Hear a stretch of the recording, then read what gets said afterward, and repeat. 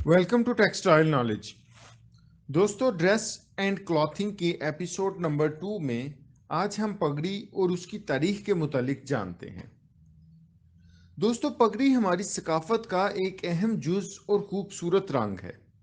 पगड़ी को अमामा, दस्तार, पग, मंडासा, सरपोश और सरपेच भी कहते हैं। दोस्तों, ये मुख्तलिफ नाम हैं जो पगड़ी के लिए दुनिया के मुख्तलिफ खित्तों में इस्तेमाल किए जाते हैं। पगड़ी को चूंकि सर के ऊपर बांधा जाता है, लिहाजा इसे लिबास का सरखील समझा जाता है। दोस्तों, यूं तो पगड़ी की असल तारीख और इसकी इब्तदाई दौर के बारे में कोई मुस्तरद मालूमात दस्तयाब नहीं है, मगर पगड़ी हज़ारों सालों से हमारे इर्द गिर्द इस्तेमाल की जा रही है। इसका इब्तदाई इस्तेमाल इंसान को धूप और हवा से बचाना और बालों को साफ सुथरा रखना था। दोस्तों, पगड़ी की तारीख पर बात करने से पहले आपने अगर अभी तक टेक्सटाइल नॉलेज के इस चैनल को सब्सक्राइब नहीं किया तो काइंडली सब्सक्राइब कर लें और बेल आइकन को लाजमी दबाएं ताकि मज़ीद मालूमाती वीडियोस आप तक बआसानी पहुंच सकें। दोस्तों, कदीम दौर से ही मुख्तलिफ ममालिक और इलाकों में मुख्तलिफ तर्ज की पगड़ियाँ पहनी जाती रही हैं। पगड़ी आमतौर पर पाकिस्तान, भारत, बांग्लादेश, अफगानिस्तान और तुर्की के अलावा बहुत से दूसरे अरब और अफ्रीकी ममालिक में पहनी जाती है।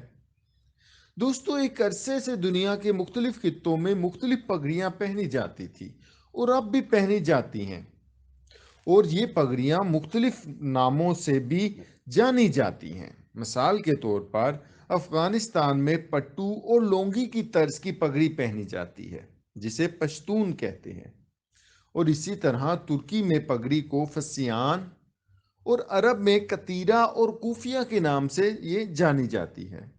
इसके अलावा ईरान में टोपी नुमा पगड़ी पहनी जाती है। दोस्तों, यूं तो हर मजहब और हर इलाके के मुताबिक पगड़ी बांधने के अंदाज मुख्तलिफ हैं, मगर अगर यहाँ पाकिस्तान की ही बात की जाए तो हर सूबे और खित्ते की अपनी एक अलग सकाफती विरासत है। यहाँ पंजाबी, सिंधी, बलोची, पश्तून और सराइकी कौमियतों के लोगों की मखसूस पगड़ियाँ हैं, और इन इलाकों की पगड़ी की शक्ल, डिज़ाइन, रंग और बांधने के अंदाज भी मुख्तलिफ हैं। दोस्तों, उर्दू में अमामा का लफ्ज़ आम तौर पर मुसलमानों की एक ख़ास अंदाज में बांधी गई पगड़ी के लिए इस्तेमाल होता है, जबकि शिमले वाली पगड़ी नवाब, मलक और चौधरी लोग देहातों में बांधते हैं। इस्लाम में अमामा को सुन्नत नबवी समझा जाता है। दोस्तों, यूं तो शुरू में अरब में अमामा बतौर सकाफत राइज था, जिसे प्यारे नबी हज़रत मोहम्मद सल्लल्लाहु अलैहि वसल्लम के अक्सर इस्तेमाल से इस्लाम में सुन्नत का दर्जा मिल गया। आप सल्लल्लाहु अलैहि वसल्लम का अमामा सफ़ेद या स्याह होता था। आपका अमामा ना तो बहुत बड़ा होता और ना ही बहुत छोटा होता, बल्कि मतवसत होता था। दोस्तों, दौरे हाज़र में बरे सगीर में दावत इस्लामी ने सब्ज़ अमामे को फ़रोग़ दिया है। दोस्तों, सिख मज़हब में भी पगड़ी को मजहबी अहमियत हासिल है, और सिख मर्दों के साथ साथ सिख औरतें भी इसका इस्तेमाल करती हैं। इसी तरह दोस्तों, पश्तून माशरे में पगड़ी की जगह दस्तार का लफ्ज़ बोला जाता है। दस्तार, जो कभी पश्तून माशरे में शुरफा का इम्तियाजी निशान और इज्जत व हुर्मत की अलामत समझा जाता था, अब इससे पश्तून का नाता तकरीबन कम होता जा रहा है, और आज का पश्तून नौजवान दस्तार की जगह टोपी पहनने को फ़ौक़ियत देता है। मगर बहुत से कबायली इलाकों में दस्तार आज भी लिबास का एक लाजमी हिस्सा है, और अब भी पश्तून मुआशरे में जिरगे के शुरका बगैर दस्तार के नजर नहीं आते। दोस्तों, पश्तून तारीख में जितने भी बादशाह या अमीर गुजरे हैं, उन्होंने कभी सर पर ताज नहीं रखे, बल्कि दस्तार को ही ताज का दर्जा दिया है। पश्तून जब अपने मेहमान की इज्जत अफजाई करते हैं तो उसके सर पर दस्तार बांधते हैं, क्योंकि ये इज्जत व एहतराम की अलामत है। इसी तरह दीनी मदारस और खानकाहों में भी آج بھی رسم دستار بندی اپنی تمام رعنائیوں کے ساتھ موجود ہے۔ مذہبی جماعتوں نے اپنی اپنی علامتی دستار بنا رکھی ہے جو رنگ، ڈیزائن اور شکل کے لحاظ سے ایک دوسرے سے مختلف ہے۔